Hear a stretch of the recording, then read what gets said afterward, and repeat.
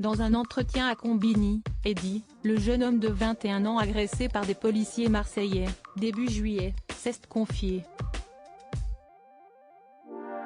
Un témoignage glaçant, le visage totalement déformé.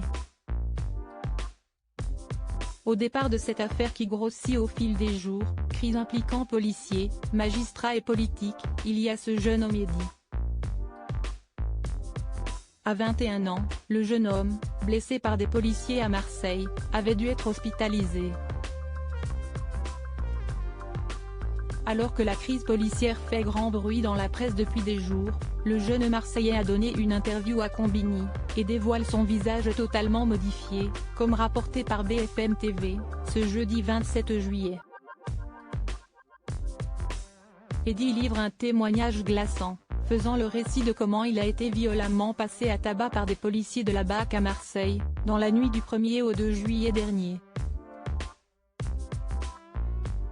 D'abord touché par un tir de LBD à Marseille, il aurait ensuite été traîné dans un lieu sombre, où il dit avoir été frappé.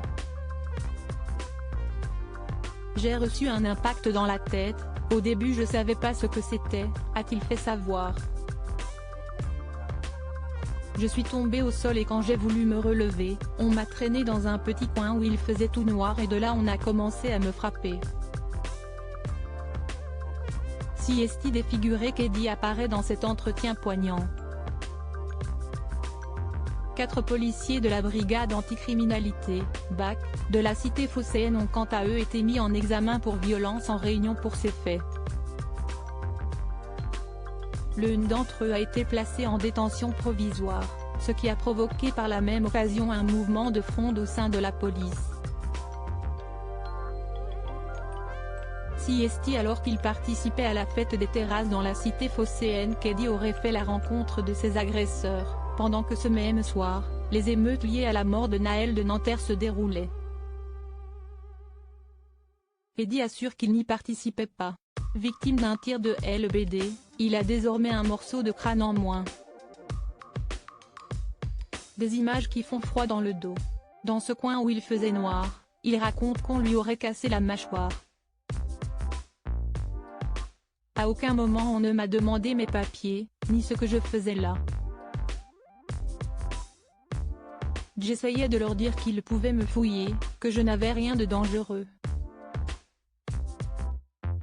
Mais il ne voulait rien savoir, a-t-il livré. Quand il finit par se relever, réfugié dans une épicerie, Eddy veut se toucher la tête. J'ai voulu me toucher la tête mais je n'ai pas senti mon crâne, confie-t-il, dans un témoignage saisissant. Transporté à l'hôpital, il est resté dans le coma jusqu'au lendemain. Après 2 opérations, les médecins lui ont retiré un morceau de crâne, avant de le refermer avec 65 agrafes. Des personnalités très touchées. La vie d'Eddy a changé à tout jamais depuis cette nuit du 1er au 2 juillet. Le jeune homme en est conscient.